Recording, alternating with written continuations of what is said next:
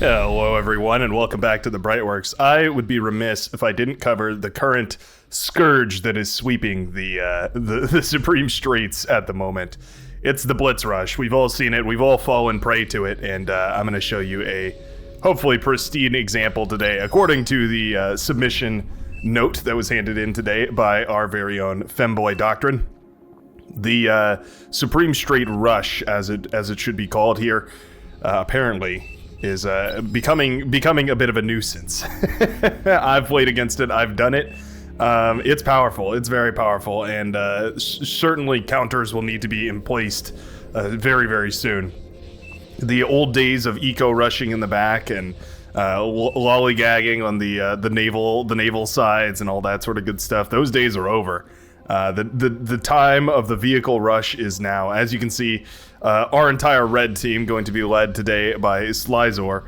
All of these players who normally would be going for some sort of eco position, these ones right here usually go for some sort of slightly greedier spot. Usually this is a naval position. We don't see them go for a vehicle bay. Same with this position over here, the beachhead position. All of these players going for that vehicle lab. The way this works, in case you aren't familiar, the way it works is the two frontline players hold the front line as if it were a normal game, right? Just the two on the front, and that's it. You don't need anything else. You just have the two frontline players, and they just basically bunker up and try and hold the front line with units, defenses, whatever it takes. While meanwhile, your four support players, these two here as well as these two here, are all going to pool resources. Now, usually what we see is people will pool their tanks and such right here. I mean, where you pool them so much isn't very important, but the important part is that they're all grouped up together, and they create a big ball of units that you can throw at the enemy, typically right around the 8-minute mark. So I noticed that the red team is going for this. The blue team, today led by Ender SCFA, is not going to be doing this, it would appear. It looks like we are mostly just mostly playing a default game here. Sharp has gone for a bot lab, so no vehicle bay there. Hollowed Error has gone for the naval start and is going to go well into that naval league. So the question I have for you guys is, what are your thoughts on a viable counter for this? I'd love to hear down below what you guys think. How have you countered this successfully in your games that you've played on the ladder? But also, what do you think might work in case you're one of those people who is also hyper analytical about these games, just like I am? My theory is that one of two things could work. The first is you counter the cheese with the cheese, right? You build a equivalent amount of units on the defensive side as the offensive side. And when those units from one team or the other push in, the defensive units can clean them up, and then all that metal goes back to your team, and hopefully you can use that to launch yourself into a tech lead from that point on. The other way that I see is through Cortex Air.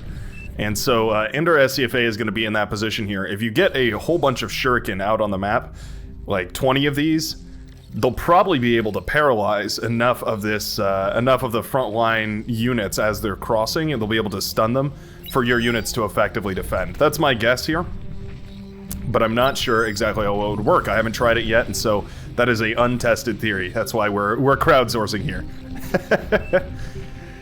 Anyways, to talk about the game, as I should, caster, commentator, and all that business, Rye Raven is going to be with Blackhawk 89, trying to hold the front line here for blue, while Koodle Sky Koodle Sky is going to be the only commander for the red team on the front line, as Desu Himston is a little bit behind.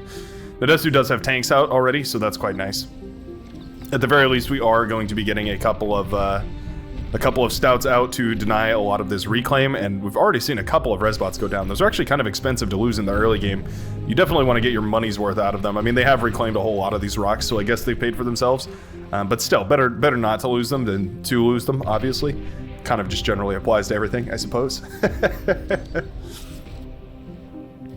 Yep, okay, so here we go. The forces are gathering. As you can see, they've all been rallied over to this sort of side of the map. Interestingly, Dabs has gone for some amphibious units. Very interesting.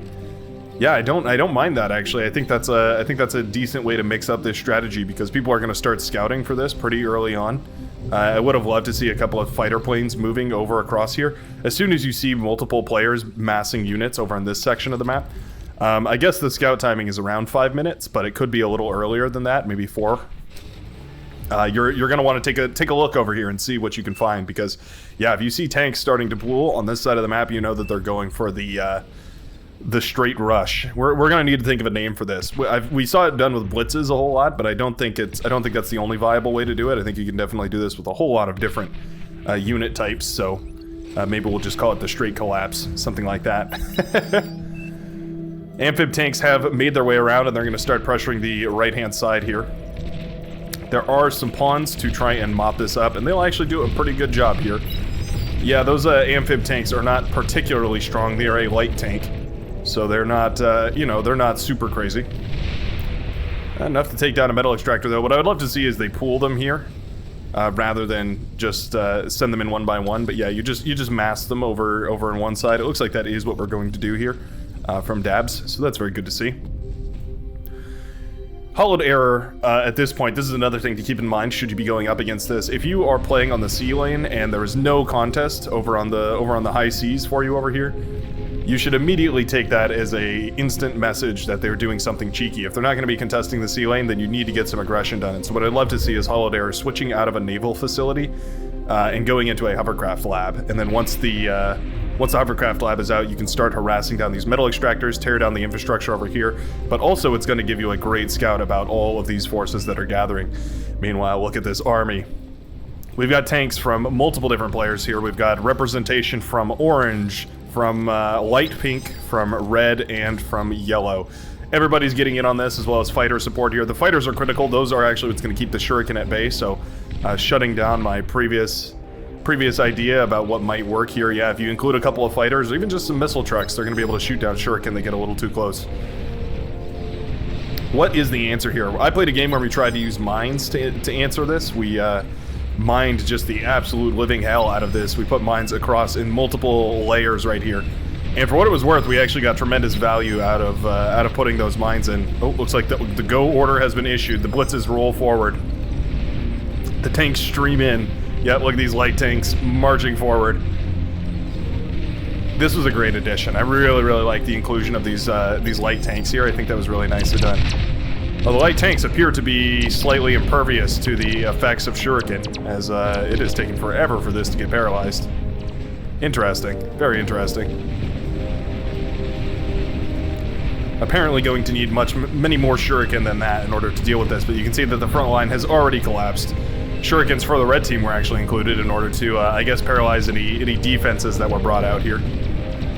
Always nice to see. Might as well. They're cheap, they're affordable, and they're a great way to shut down early units, effectively removing them from the fight. Very nicely done, and you can see that this collapse is devastating. Truly devastating. The frontline commanders stood no chance of holding up against that many players all at once. The backline, who went for those eco, I mean, you can see they're on T2, but they don't have any T2 labs out, no units yet. And that is going to be the end of the match, so... very, very great example of how to do this strategy. Just pull a whole bunch of units by the 8-minute mark and then set the command and you're going to be in a great time. But it's a devastating one and sure to ruin somebody's day.